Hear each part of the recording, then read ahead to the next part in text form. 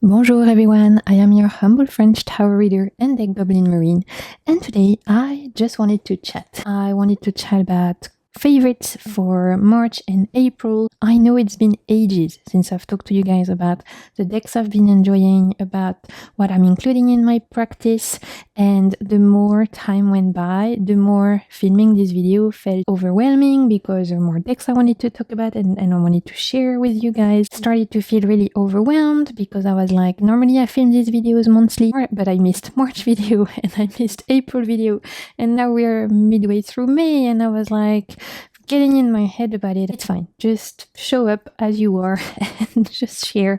It doesn't have to have a structure. I can just show up the way I feel like showing up at this moment in time. So what I'm going to be doing is in this video, I'm going to be sharing with you all the decks I enjoyed March and April. So I'll talk about some books as well, practices, pairings, thoughts, all of that. There's a ton of decks I want to share with you guys. Specifically, two big edits I kind of worked with, like a curation of decks I worked with mostly over these 2 months. I will film another video for what's currently on my desk, and we'll talk then about what I'm doing for me, the study I'm doing, and all of that. I also wanted to say a huge thank you to the incredible outpouring of love and support I've received since posting my video about tarot for illness, which, by the way, I've made a tag out of it, hashtag tarot for illness, as a lot of people asked if they could do a VR, and of course, you guys, there's no gatekeeping in my world. Please do VRs on this subject. I think the more of us who share their thoughts, their practice, having the bravery to be vulnerable on the subject of living with chronic illness, mental health issues, disability, and using our cards as a way to support that, the more of us who share, the better, I think. But anyway, I was completely blown away by the response to this video I made on the subject, my first video. I'm planning a second video as I realized I forgot so many things because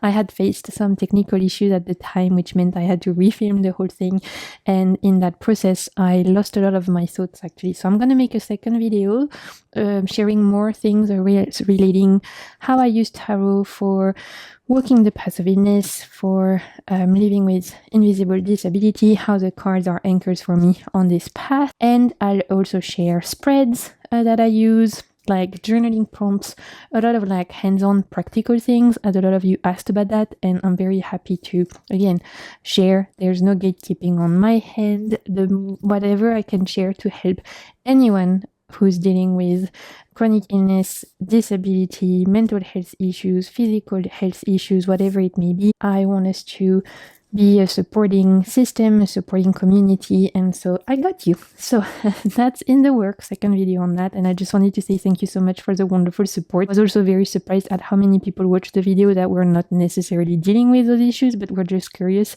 and I thought that was so fantastic that a lot of people who might not be dealing with chronic pain or chronic illness still were curious enough and had a mind open enough to like learn more about this. I thought that was really incredible to see so many allies of that subject. So thank you so much just to everyone. I've had hundreds of DMs, emails, messages on Instagram, and it's just been incredible. So I just wanted to say a huge thank you. And the reason why I wanted to film today is because I am going through one of those days where I feel very low. I'm just feeling very sad right now, just because I've been in a lot of pain. I'm coming out of a very bad flare-up. I've been bedbound for the last few days. I've been very limited, so my mental health has really suffered from that.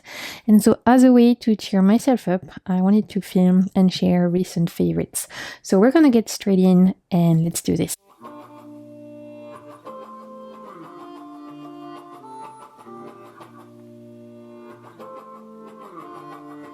There's a couple of decks I want to talk about first, which I've been using consistently since the beginning of the year and which I have found specific purpose for. And the first one I wanted to talk to you guys about and come back on my experience with is this Tarot of Colors. This is an indie deck. This is the first edition. Comes with a wonderful leaflet which explains to you the choices of the colors, which is great. I've been referring to this quite a bit.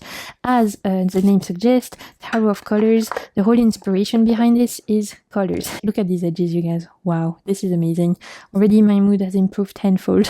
Just looking at this makes me extremely happy. This particular edition, I'm not sure is still available, but I know from the creator reaching out to me that there was a second print run of this, a second edition in the works through a Kickstarter campaign, which was very successfully funded recently.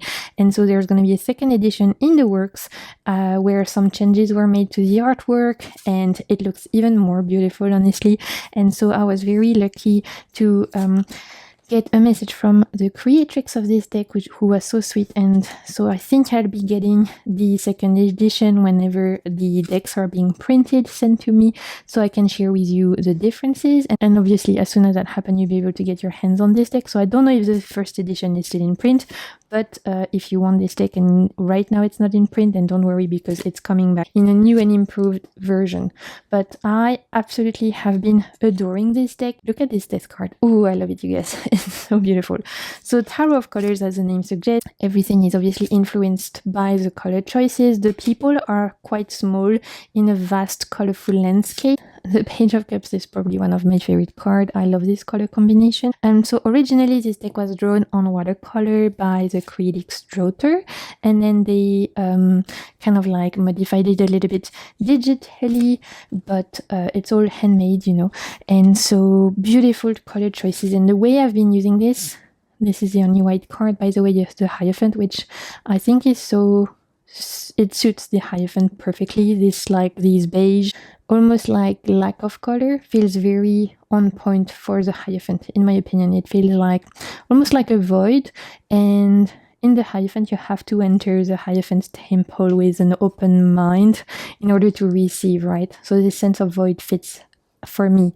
In order to receive the wisdom, you have to have a blank slate and leave your preconceived notions at the door. So I love the fact that they chose more muted tones for this one. I've been using this deck for intuitive card pulls, for mostly channeling messages from my guides, for channeling messages from spirit source, whatever you guys want to call it. This deck is extremely good for that, for anything relating to channeling messages, intuitive reads. Because of the color choices, I get like emotional reactions to this deck through the colors. I mean, I'm very sensitive to color, so obviously that works. Someone who isn't so, in tune with colors might not appreciate a deck like this, because it is more pared down. For me, that's what makes it an incredible reader for channeling messages, because I'm not bogged down by a ton of details, but I get these beautiful messages coming through the choices of color. And there's something about the fact that all the characters are very small in vast landscapes that makes this a very emotional deck to me. So I have been adoring this one for, I would say, mediumship reading, psychic reading, intuitive hits, whatever you guys want to call it. I love this High Priestess. It's a very intuitive reader. I've not really read with anyone with this, I don't think. Maybe I've used it on a picker pile, but not in person readings anyway. I've been kind of keeping it for myself, but I feel like I'm ready now that I've worked with it for several months to share it with others. So I'll definitely start to bring it out in my rotation to read for other people now that I feel like I've really bonded with this one so much. It's incredible. I think it's beautiful. I think it really does something different to a lot of decks that I own. It has a unique point of view. The color choices are so interesting, and yet such a great tool to tap through your intuition and to flex your intuitive muscles. Look at this 8 of Wands, and I can't wait to check out the second edition. I think it's gonna be even better. I've seen a couple of images on the Kickstarter campaign and it looked amazing. And again, look at these edges, like that's just wonderful. I've never seen this anywhere before, but I just adore it. So of color, a huge fave for intuitive readings, speaking to my guides, anything like that. It's been great. Another deck I've been using in isolation from others and that has had a very specific use in my collection is the Yuki Cat Tarot. This is the newest deck by Stacia Burrington. I had backed this on Kickstarter and received it whenever it came out, but you can now get this wherever indie decks are sold. I'm pretty sure Nicolas from Salon des Arcanes has it. I think my friend Cassie from A Rayful in Time has it. So check out your indie stores, and of course I'm sure if you can get it straight away from Stacia's website as well. I adore this deck, you guys. I'm blown away. I feel like this, I love the fact that we had personal notes, by the way. We had two added cards in this one, the Wild and the Wonder card. There are Stacia's details. There you go, if you want to get the deck. Little guidebook, small but mighty. I have really enjoyed reading it. It is very impactful, this deck. I'll just put it this way. I have and used to adore Sasurai Bito by Stacia, which was her first tarot deck, I believe. But this, in my opinion, surpasses it tenfold. The power, emotional intelligence, and depth of the Yuki Cat Tarot is incredible and moving, and it feels just like a gift to the community that I'm so incredibly lucky to have my hands on. This deck truly is very emotionally healing, but it also will not be shying away from going into exploring some corners of your wounds, potentially. It will go there, right, to look at the things that hurt, but it doesn't do it in a way that is sadistic. It actually does it to help you out, to make sure that you can come out feeling better, to make sure that through going to look at certain parts of yourself that may hurt, you're able to heal these and come out stronger. So this is truly a magnificent deck for emotional healing, which is what I've mostly used it for myself. It feels moving, it feels channeled, it feels incredibly vulnerable and brave in some ways. It has so much depth and it feels just incredibly moving. Also, you can tell that Stacia has matured as an artist, not just from the line and the artwork, which obviously is stunning. I love it so much. Look at this. It's absolutely beautiful. But even in the choices of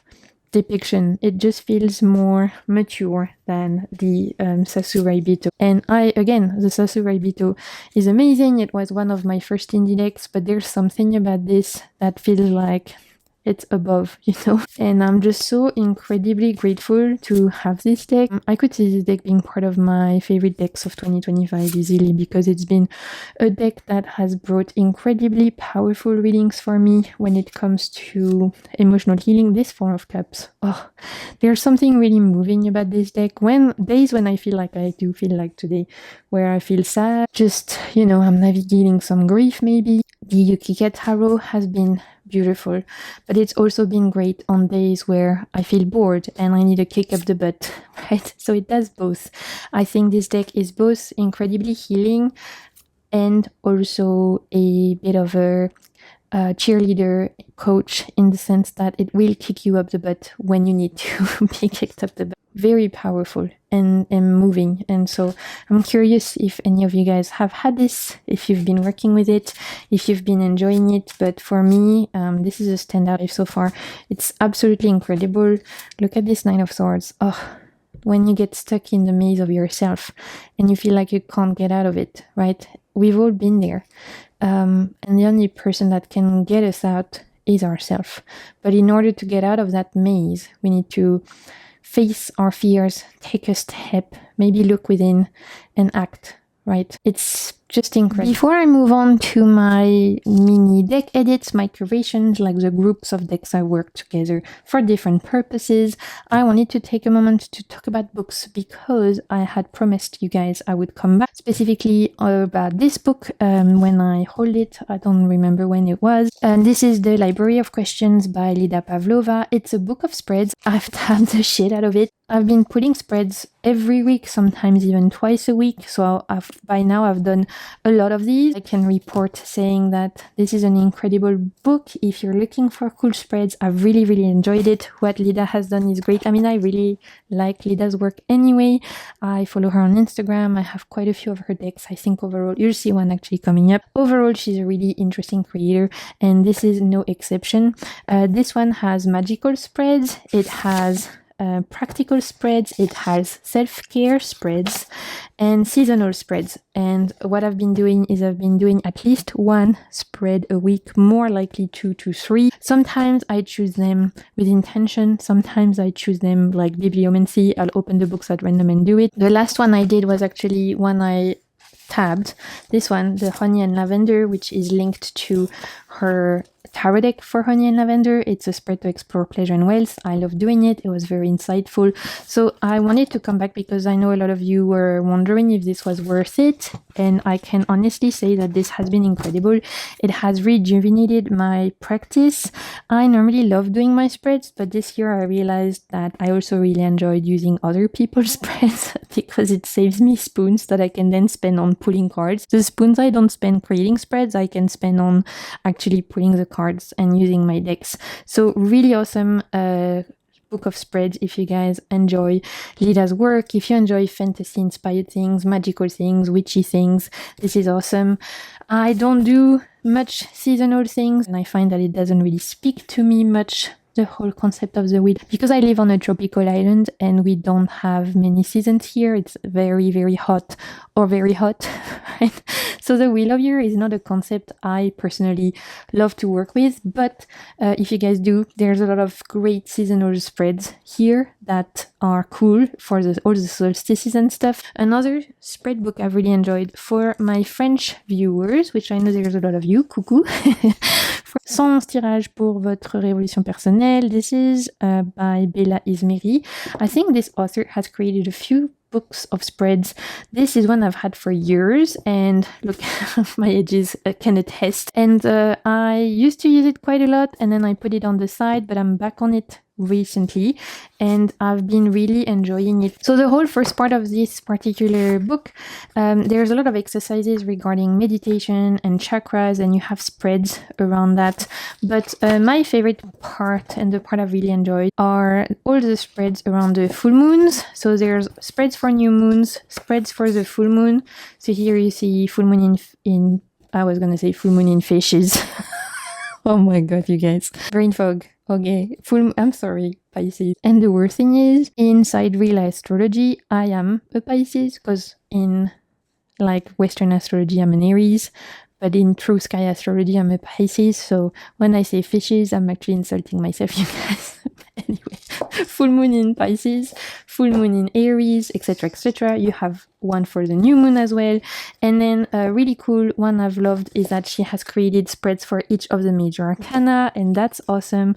I used to do them, I don't know, 3 years ago when I got this book, whenever it was, and I've tapped back into them recently, and that's been great. And then she also has challenges for each of the months. So for example, for September, we're not in September, Maureen, get your shit together. Let's do May, right? Is this May? Yeah.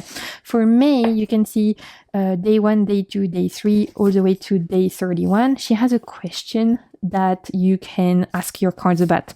So for day 1, in what area is my passion necessary? How can I express my passion? How can I gain in confidence? What is a win that's coming?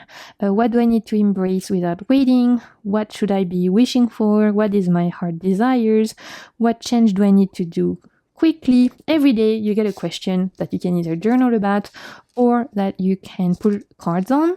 So I haven't been doing like every single day, because like I told you guys, I'm really struggling with flare-ups and chronic pain at the moment. But when I'm lacking inspiration, I'll pull a couple of questions, 2 to 3, and I'll do little spreads around that. So that's been great. And finally, you have monthly spreads as well as elemental spreads, so water, earth, etc., etc. And then she has some for astrological transits, Venus direct, Jupiter direct, Mercury retrograde, etc., etc., which is super cool. And finally, at the end, you have some places to write in, which I never do. I always write in my journals. This is awesome. I have had this since it came out, so I don't know when this came out, but it's been a few years, right? No, 2023. I used it consistently 2023, 2024. Kind of had put it on the side last year. I'm back on it this year, and I've been really enjoying it, so I wanted to shout it out. The last book I wanted to mention is Red Tarot. You guys, you know I've been reading this book if you watch my channel since maybe November last year, and I'm stuck. I'm like stuck halfway through. I've tabbed a lot.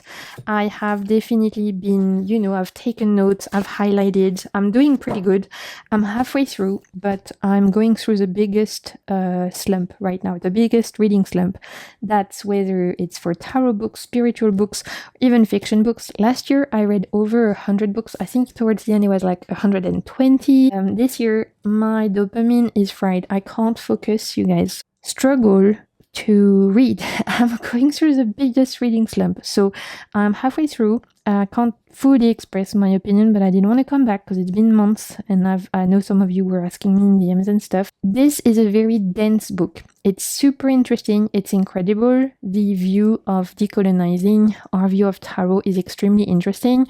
But if you're looking for a quick reference book or an easy read, this is not it. Okay, this will require a lot of brain cells, all of your brain cells. It reads like a academic paper. I appreciate that so much. I've learned so much. Like I said, you can see I've stabbed, I've taken notes. I'm taking a journal. I'm doing like a mini course on this for myself on this book, but it's taken me so long, and especially right now because I'm lacking the brain capacity to handle it. I feel like I haven't been able to fully engage the way I want to. But if you're looking for a book that will truly change your view of tarot in a way that you will completely deconstruct what you've learned in a way that is very academic, that is very research, this is it, right? Because this, again, reads like you are taking a master's course in decolonizing your view of tarot.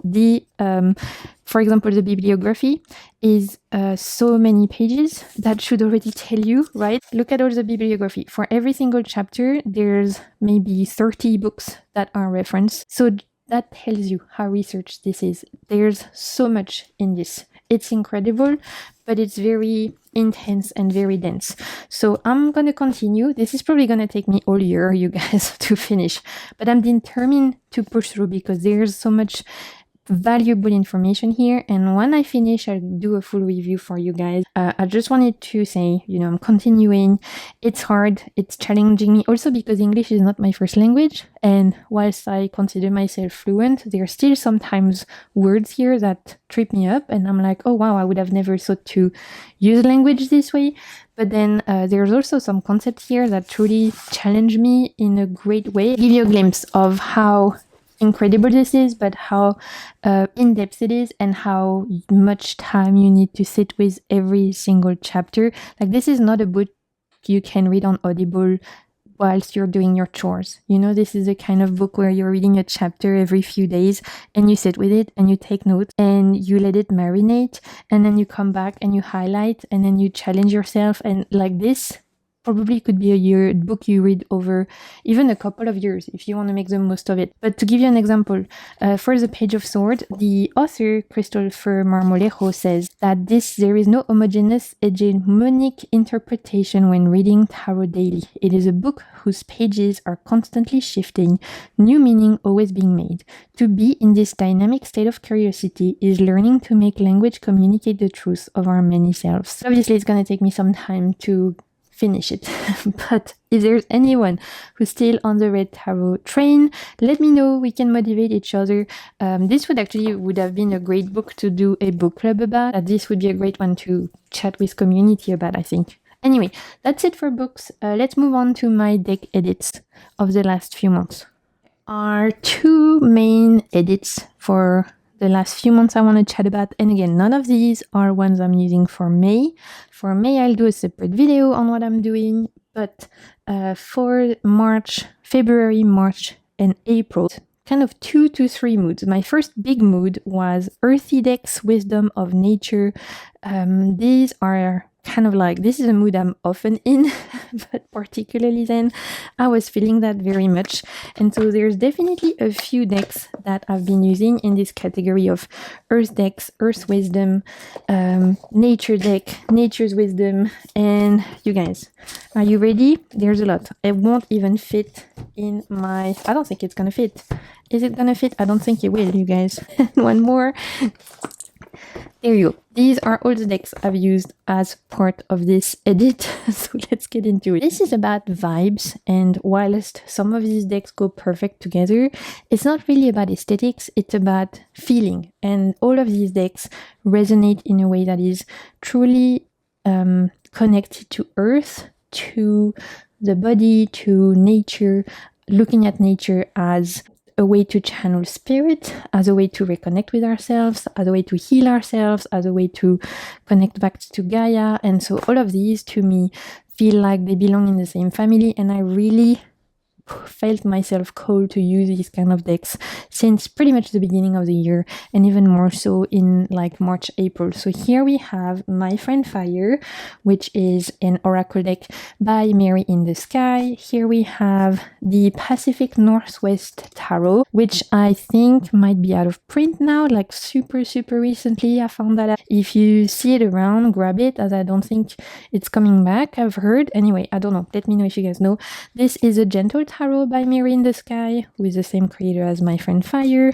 Here I have the Wild Chorus Oracle, which I picked up on my friend Cassie's shop A Riffle in Time. I adore this oracle deck. Out of all of these, this is probably my favorite. I'm obsessed. I've been putting it pretty much daily for the last 3 months now.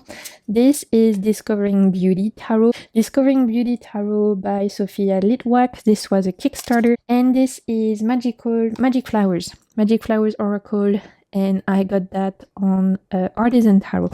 And this one has plants, but on the backs you have poems. So for example, for Cleavers, it says, hearts intertwined, glowing rosy and meddlesome beneath a cherished hand-stitched quilt, braiding hair, baking bread, knitting a new world. I adore this. As you're gonna see, this feels very much like connecting with Gaia, connecting with Mother Nature, connecting with ourselves, with just this essence of coming back to what matters. And because in March I went to India to an Ayurvedic hospital where a lot of it was to focus back on my body, right? And a lot of it was to focus on healing some of the chronic illness symptoms I had developed after catching the mosquito illness last year. I brought a lot of these decks with me to India. I brought this. So they also carry this very like ancestral wisdom, plant medicine that I truly tapped into when I went to this Ayurvedic hospital, which, by the way, for those of you who are curious, I went to a place called Raja Island, which is in Kerala, so southwest of India. It's a little island where this hospital place is, but it's not like a hospital like Western hospital. It's like much more beautiful and much more healing and much nicer in the sense that it's on a place that's beautiful. It was just an incredible experience for me to spend 2 weeks there to learn a lot about Ayurveda and about herbal medicine and some yogic practices, but also just to connect with nature. I also was very lucky to do this with my mom, and so we had an incredible time, and I actually pulled the cards for my mom using these decks, and so I have wonderful memories for that. Just pulling cards every day for us, wondering what each treatment would teach us. That was incredible to witness that with her and to share this experience with her. The place where we went to is a very rooted in nature, as it's on a little island. Like, you can walk around the island in, I don't know, 10-15 minutes, but it's full of birds. There was a family of jackals living there, so little foxes. There was an eagle, a family of eagles that was nesting right next to our bedroom window, so we would see eagles every day.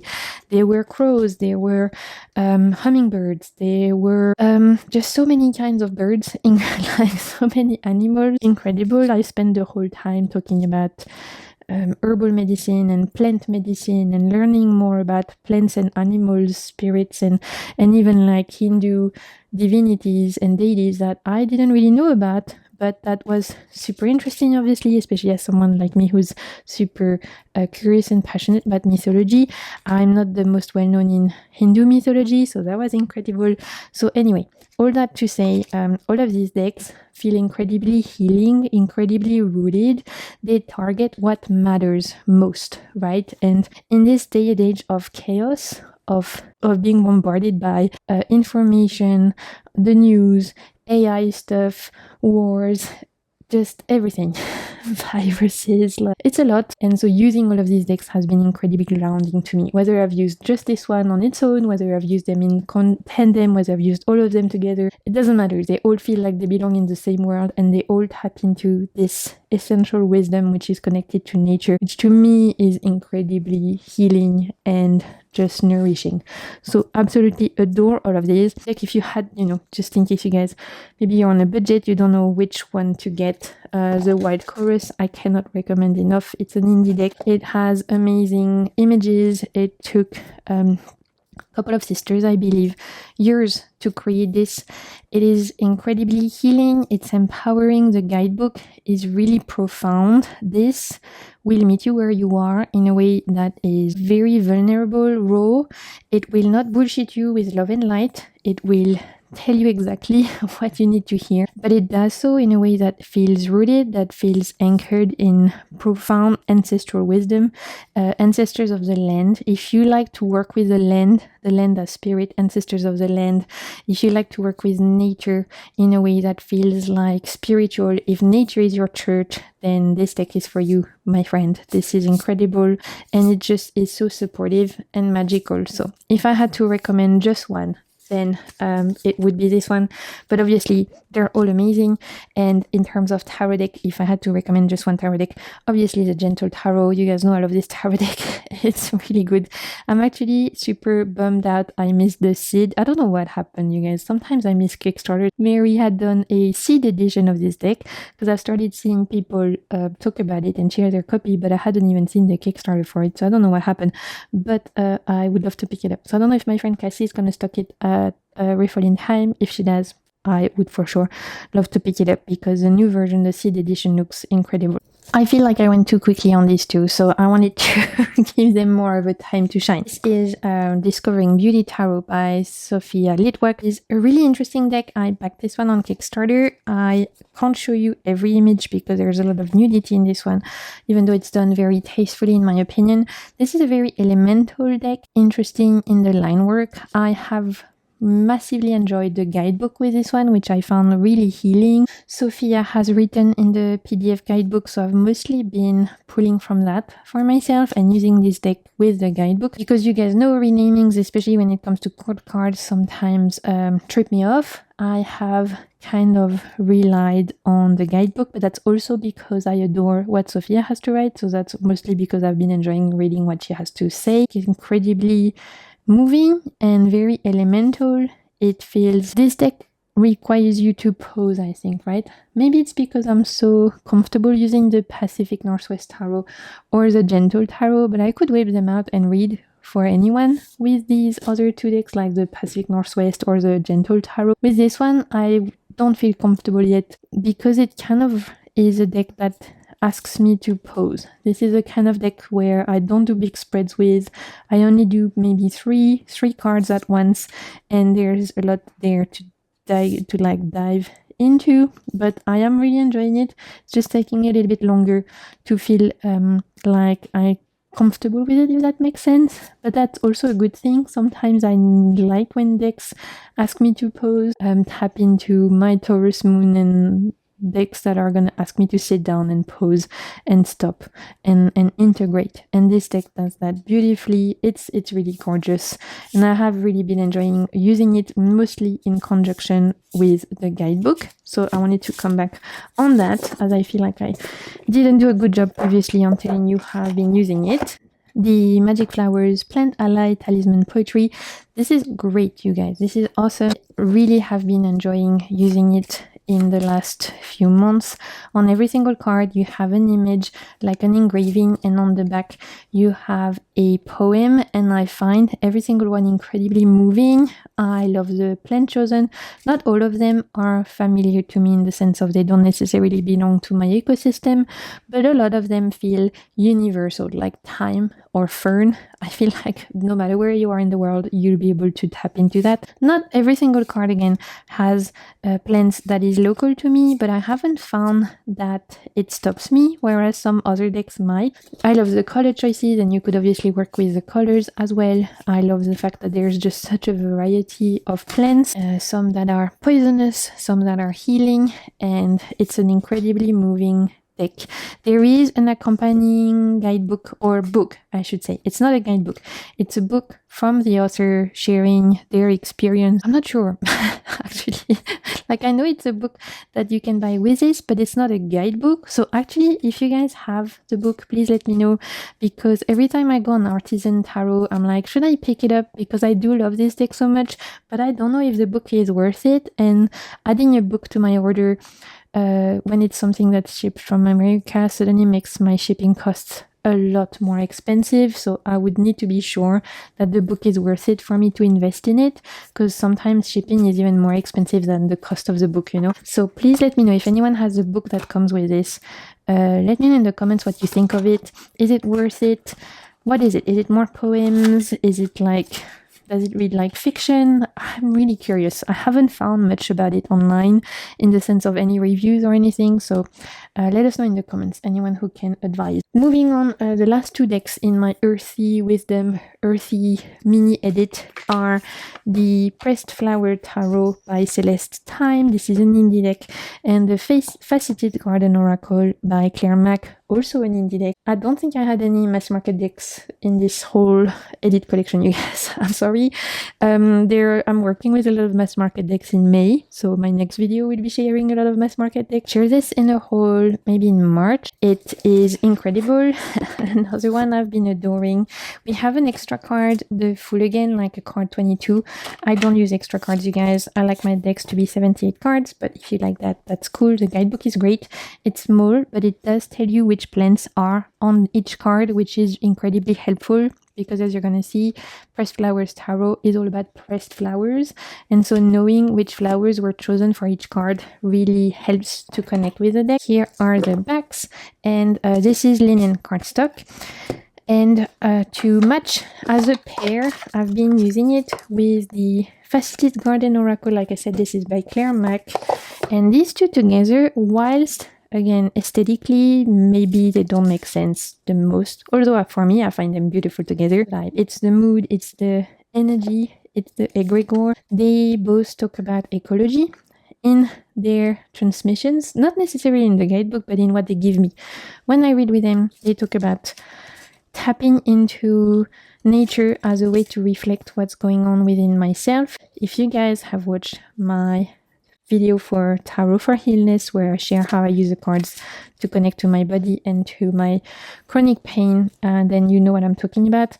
And these two together have been incredible for this kind of work, mirroring what's going on with myself and with what's going on in nature, getting insights and support and messages of healing through nature. I mean, look, right? I don't know, there's something so lovely about these. And they just feel like they belong somehow in the same world, in the same energy. And I have found these two to be incredibly powerful, to be incredible teachers. They feel like Hierophant to me, right? This combo. Maybe even High Priestess, actually, because it's a little bit more mysterious in its messages, but incredibly profound. There's something really channeled and intuitive about these, but also very rooted and grounded. So it feels like it taps both into my root chakra and my crown chakra.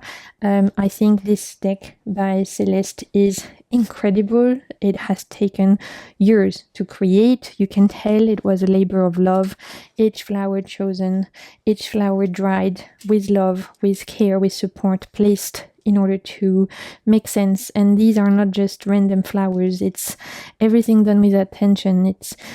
It's a combo of deck that speaks in bird songs and that speaks in wind rustling in the leaves. And whilst sometimes it doesn't speak to you with words that make sense, it speaks in the language that was before language, the language of nature, the language before language, the language of birds, of flowers, of the worms and the ants and the stars, right? And so this has just been incredible to work with. Very healing, very profound, and has really helped me to reconnect with my practice that is rooted in my reverence to earth spirit, reverence to the land. When I wasn't using my earthy decks and I wasn't tapping into this kind of like earth spirit, land wisdom, nature's wisdom, my whole other mood in the last couple of months has been collage decks, specifically collage decks that tap into my creativity and my inspiration and that bring out the inner fire within me. And I have 4 decks that I've used consistently for that I have adored for that. Some of them I've had for a while, like these 2, and some have been newer to me, like I've only gotten them in 2026. Here we have the Talisman Tarot by Tara, and this is probably my all-time favorite tarot deck when it comes to collage. This one is a Rose Season Tarot, also by Tara Cochrane. Tara is an artist that if she makes something, I'll buy it. You know, there are artists like that you just love so much what they do, and so this is one of those where anything that she makes, I'm here like, take my money, I'll support you, you know. Here is a 2026 favorite, I can already tell you, the Mirror Muse Oracle by Emma Westbrook. It's an indie deck. All of these are indie, you guys. I told you I was on my indie train. And this is the Glyph, oh my god, I never remember, Glyph Sacred Symbol Oracle by Prism and Fleur. The Talisman Tarot is definitely a deck that feels fiery. To me, it's a fire sign. It's a deck that is bold, that is vibrant, it's creative.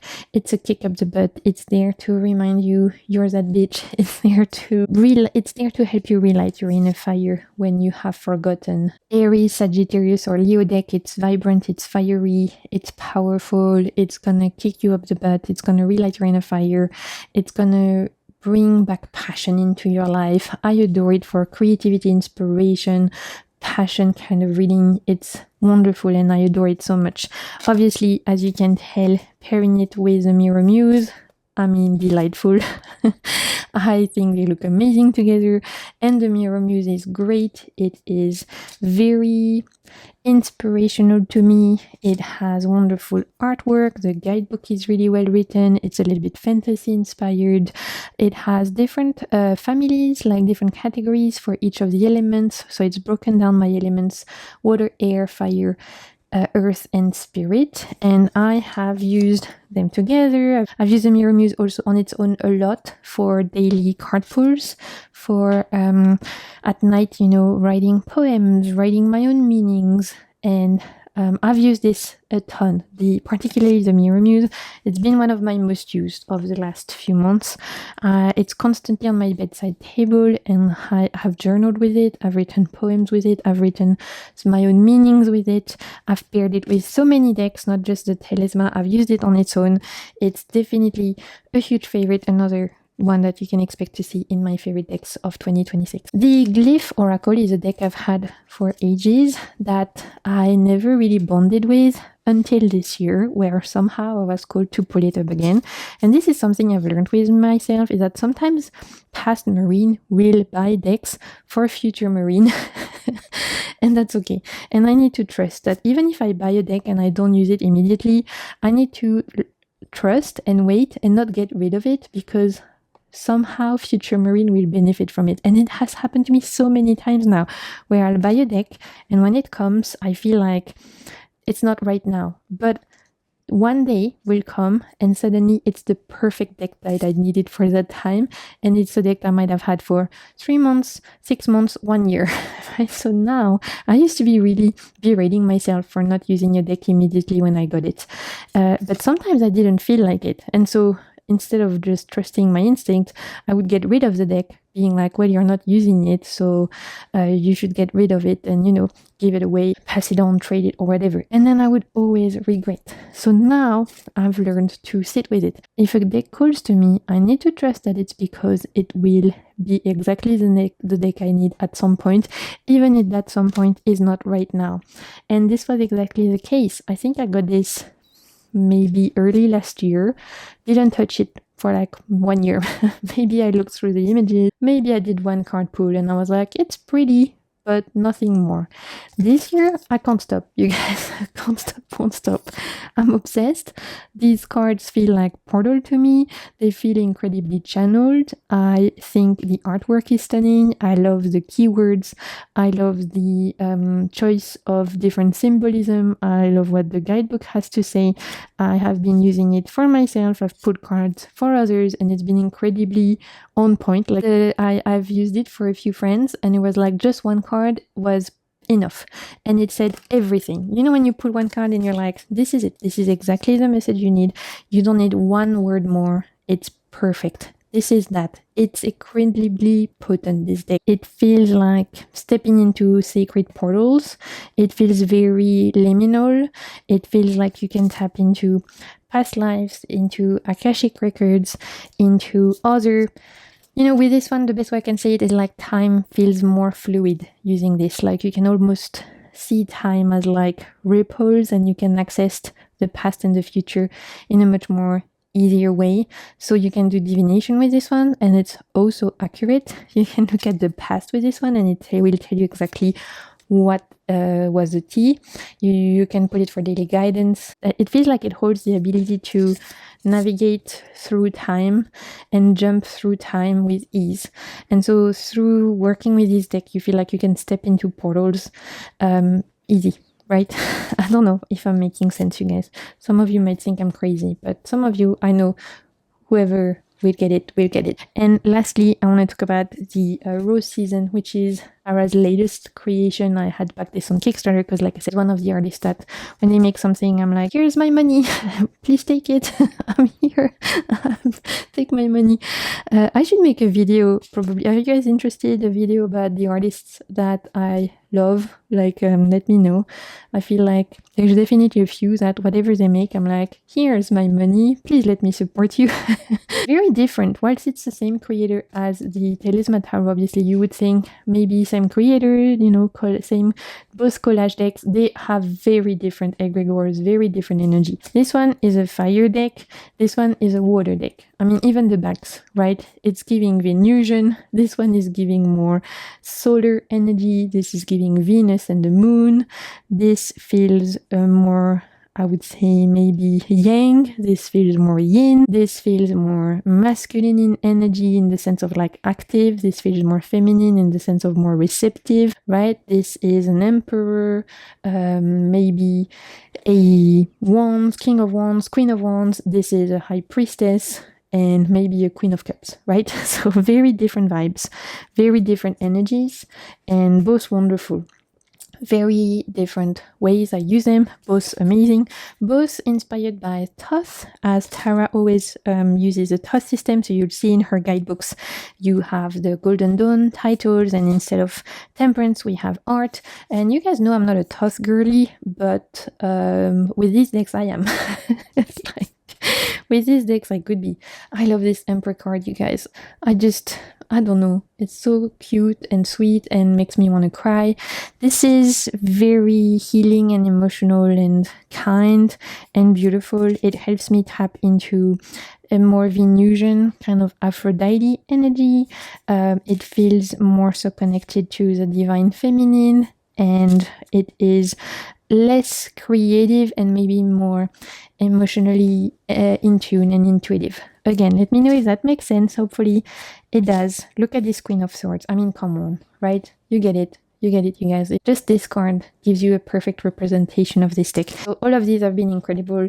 When I've been in my collage mood, whilst they serve different purpose, they also speak together so well, and I absolutely adore all of them. Of course, if you have any of them, let me know in the comments how you work with them, the kind of readings you like to do with them. Let's chat. You guys know I love to chat with you in the comments. It's so nice to be able to share with my fellow tarot lovers and fellow deck goblins. The last mini edit I wanted to talk about for March and April favorite brought joy to my practice are fantasy decks, and I have had two that I've used consistently. I'm still using them in May actually. We have the Honey and Lavender Tarot by Lida Pavlova, who is the author of the book I shared with you earlier, the Book of Questions, Library of Questions, whatever, you've seen it. And I also have the Fantasy Tarot, which is a Lord of the Rings inspired tarot deck. Both of them are indie, both of them you can find on Etsy, I believe, or actually this one you can probably find on Modern Magic Press, which is Lida's shop. I think maybe the first edition, which I have, is now or almost gone, but she's working on a new edition, so that's coming very soon. It's a beautiful, beautiful deck, fully fantasy inspired. I'm sure you guys have seen this one a lot. It seems very popular. It's gorgeous. It is quite witchy, fairy tale inspired, fantasy inspired. It feels like reading a lot of fantasy books, a lot of romantasy books, a lot of epic fantasy books that I love and adore. I mean, I think Lida is a big fantasy nerd like me, and you can tell in the choices of depiction that she has chosen with the artist that she worked with. This deck and I have bonded so well, so this is one I could also see potentially making in my favorite decks of the year, because this is a best friend, you guys. Literally first interview cards pool I did with this deck, it was like the Star, the Sun, Three of Cups, Ace of Cups, all the nice cards, like straight away. It was like, I'm here to love you, to support you, to be your bestie, and I got you, girl. And I was like, wow, this is so nice. What a nice feeling. So this deck and I are having the best time. I've been using it a lot for doing Lida spreads, actually, from the book I shared with you guys.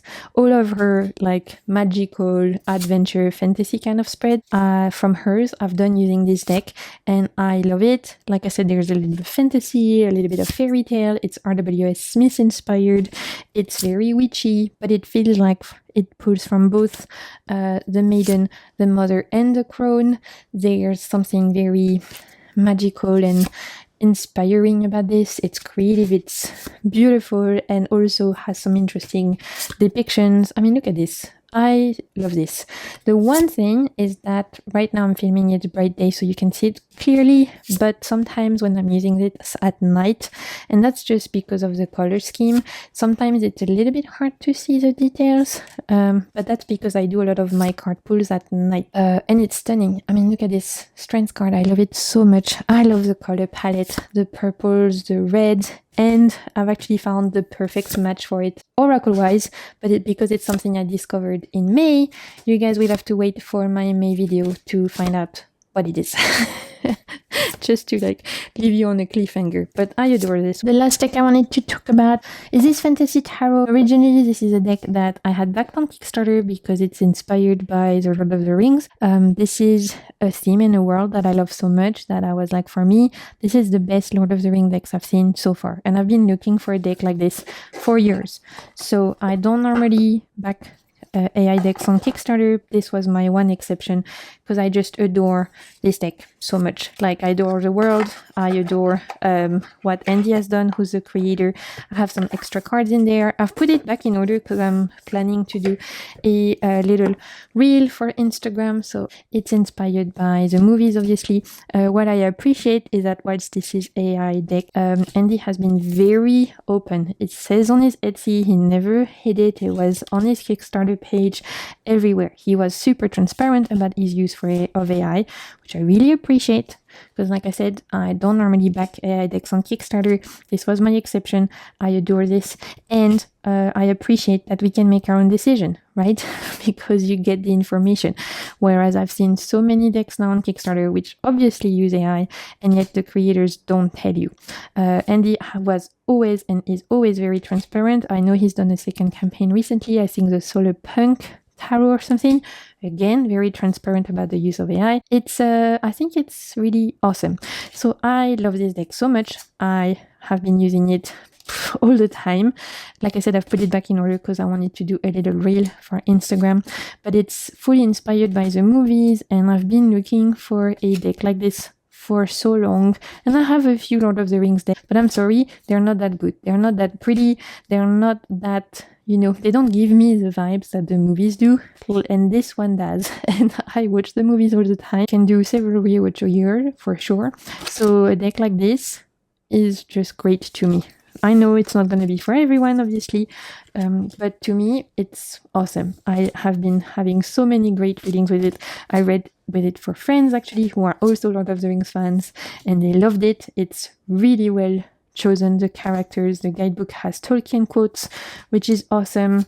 You know, it's well researched. Whilst it's, again, AI generated, you can tell this isn't like put a couple of clicks and off you go.